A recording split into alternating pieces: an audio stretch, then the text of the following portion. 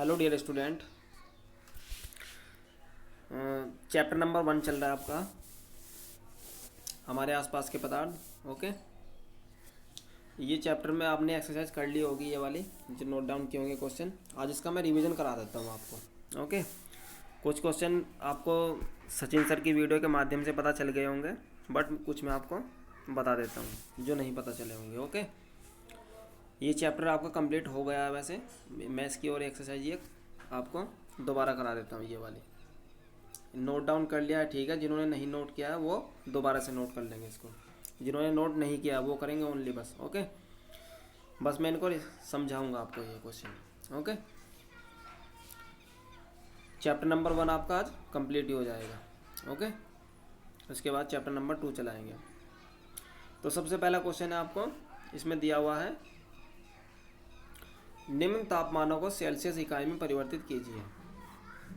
ठीक है, जैसे 300 केल्विन लिखा है, 300 केल्विन, एक 573 केल्विन। एक केल्विन होता है बच्चों, एक केल्विन कितने के बराबर होता है? 273। एक केल्विन जो होता है बराबर कितना होता है? 273। तो इसमें करना क्या है, केल्विन वाले में हमेशा आपको केल्विन वाले में 273 माइनस करना है डिग्री सेल्सियस में कन्वर्ट करने के लिए। ओके, जैसे 300 केल्विन है, 300 माइनस 273, 27 डिग्री आ गया। दूसरा 573 है, तो एक केल्विन कितने के बराबर? 273 के। तो 573 minus 273 is equal to 300 degree Celsius. तो सेल्सियस में कन्वर्ट हो गया हमारा। ओके, प्रश्न नंबर 2, ये इसका जस्ट अपोजिट है। ये 25 डिग्री सेल्सियस लिखा है, ये 373 डिग्री सेल्सियस लिखा है। अब इसमें क्या करेंगे, केल्विन में चेंज करने के लिए ऐड करेंगे। इसमें 25 में 273 ऐड किया तो 298, यहाँ 273 और ऐड किया 646। ओके, तो ये क्वेश्चन उम्मीद करता हूँ आपको ये क्वेश्चन क्लियर हो गया होगा। ओके, प्रश्न नंबर 3 इसमें देखते हैं, नेफ्थलीन को रखा रहने पर कुछ समय के बाद ठोस पदार्थ बिना छोड़े अदृश्य हो जाती है। इसका क्या कारण है बच्चों?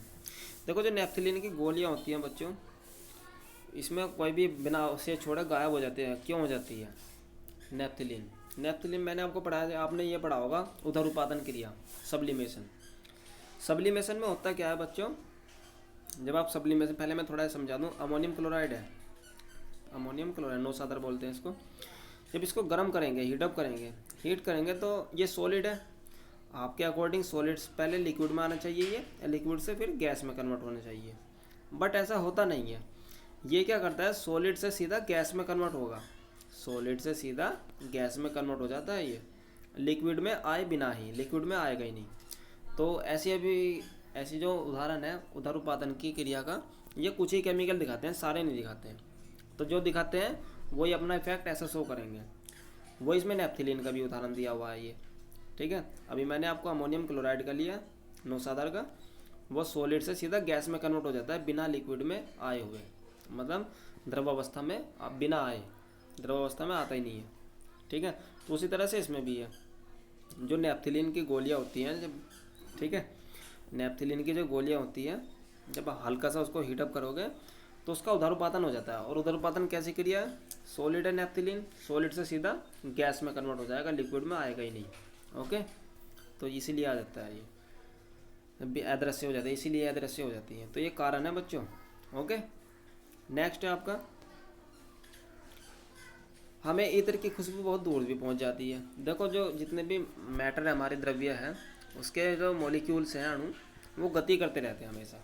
सर ने बताया होगा आपको, गति करते रहते हैं। ठीक है, इत्र के जो कण है, सेंट की जो स्मेल होती है परफ्यूम की, वो वाष्पित होकर हवा में चारों ओर दूर तक फैलती है। ठीक है, क्योंकि वो गैस है। गैस के मॉलिक्यूल क्या है ना, उनका जो मॉलिक्यूल है उनका निश्चित नहीं होता कुछ भी, इधर भी होंगे यहाँ पर होंगे। जैसे ऑक्सीजन है, पूरे कमरे में आपके चारों कोनों में प्रेजेंट रहती है, ऐसा नहीं है कि एक ही कोने में होगी। ठीक है, गैस के मॉलिक्यूल गति करते रहते हैं। तो जब गति करते रहते हैं ये मॉलिक्यूल, मान लें यहाँ से स्मेल चलने के बाद ये मॉलिक्यूल कुछ देर बाद यहाँ पहुँचेगा एक कोने में, ये वाला मॉलिक्यूल दूसरा, ये मॉलिक्यूल यहाँ पहुँचेगा दूसरे कोने में। तो उसी तरह से गैस के मॉलिक्यूल निरंतर गति करते रहते हैं, ये आपको पता भी है। ठीक है, इसीलिए हमें स्मेल दूर तक पहुँचती है। तो इसमें लिखा भी है ये, इत्र के कण वाष्पित होकर हवा में चारों ओर दूर तक फैल जाते हैं और दूर बैठे हुए व्यक्ति को भी इसकी खुशबू पहुँच जाती है, आराम से पहुँचेगी। ठीक है, प्रश्न नंबर 4, कणों के बीच बढ़ते हुए आकर्षण के क्रम में दर्शाइए। अंतराण्विक बल देखना बच्चों इसमें। जल है, जल लिक्विड में है, चीनी ठोस है, ऑक्सीजन गैस है। तो लिख दोगे इसमें, सबको पता आपको।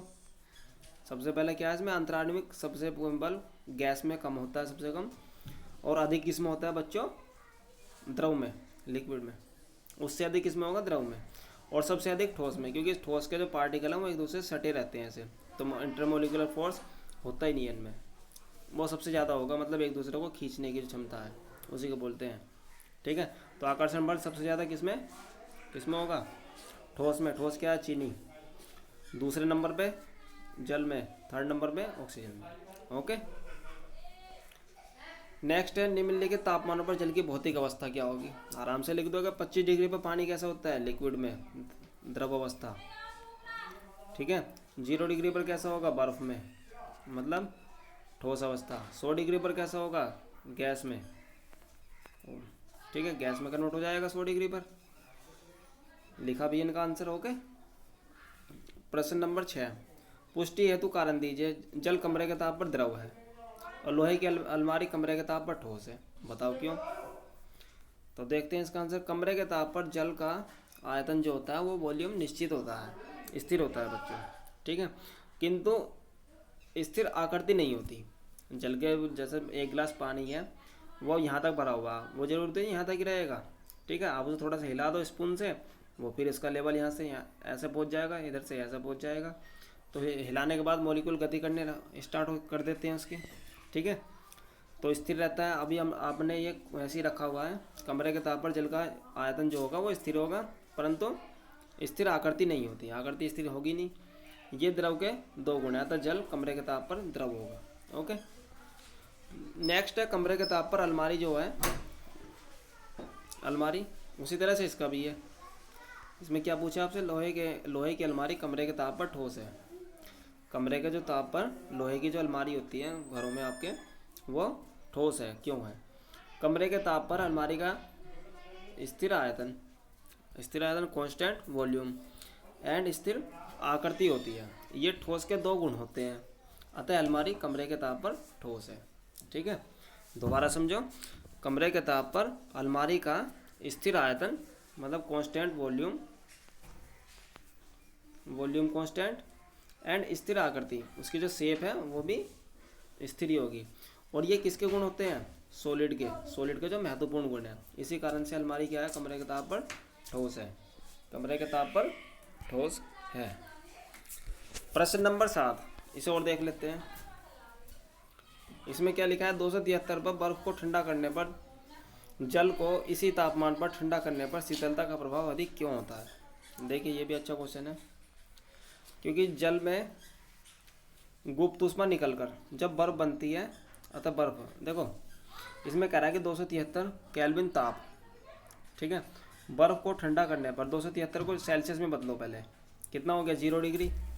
भाई 0 डिग्री पे बर्फ है, जल को इसी तापमान पर ठंडा करने पर शीतलता मतलब ठंडक, ठंडेपन का प्रभाव अधिक क्यों होता है। ठीक है, आपको पता, जल में से गुप्त ऊष्मा निकलकर, जो उसमें छुपी हुई ऊष्मा, उसे बोलते हैं गुप्त ऊष्मा। जल में जो छुपी हुई ऊष्मा, गुप्त ऊष्मा निकलकर जब बर्फ बनती है, अतः बर्फ अधिक ठंडी लगती है। कभी कभी आप देखते होंगे, बर्फ को आपने फ्रिज में से निकाल लिया, हाथ पे लेने के बाद अब उसे ऐसे हाथ पे रखना, तो ठंडी वो इसलिए लगे क्योंकि जो हमारे शरीर की गुप्त ऊष्मा, हमारे शरीर की जो ऊष्मा है उसको लेकर वो तब पिघलती है। ठीक है, इसलिए लगता है वो। नेक्स्ट है, उबलते हुए जल भाप से जलने की तीव्रता किस में अधिक महसूस होती है। ये सर ने बताया वो भी आपको। जो उबलता हुआ जल है वो आपको 2 बार जलाएगा, जो उबलता हुआ जल है वो तो 1 बार जलाएगा। उबलता हुआ जल ये तो 1 बार जलाता है आपको, और जो भाप है ये 2 बार जलाएगी। ठीक है, पहले यहाँ पर फिर एक और टेम्परेचर पर, तो 2 बार जलाने पर इसीलिए होता है। ये सर ने आपको बताया हुआ, ये क्लियर हो गया होगा ये वाला क्वेश्चन तो आपको। ठीक है, आसान है, ये आप देख लेंगे इसमें। ओके, तो आज के लिए ये एक्सरसाइज रिवीजन कंप्लीट हो चुका है।